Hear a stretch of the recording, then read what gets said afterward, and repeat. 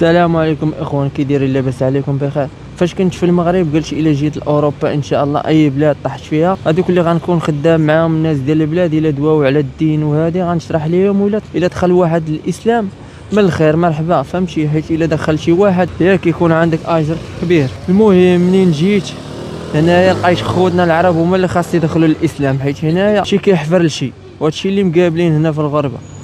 وحاضيك انت مثلا اللي شريتي شي بياسه ولا درتي شي حاجه كيبقى مقابل.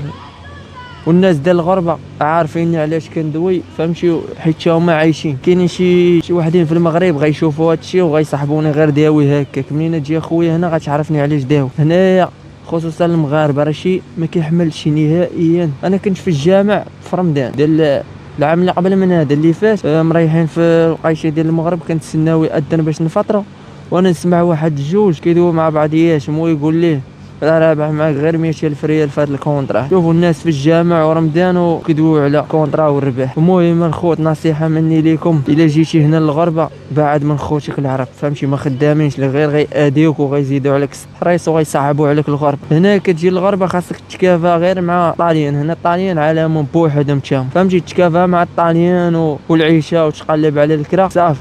ولكن ملي كيجي كيوليو داخلين لك خوتك تاهما هنايا كيزيدوا يصعبوا عليك. هي بلا خوتك، فهمتي؟ راه الغربه زوينه. الا جيتي باغي تخدم وتدبر على والديك راه غتجيك الغربه زوينه. الا بغيتي تبعد من البليه وصداع الراس راه الغربه ناضيه وباقي فيها ما يدار، والله يسهل على اي واحد.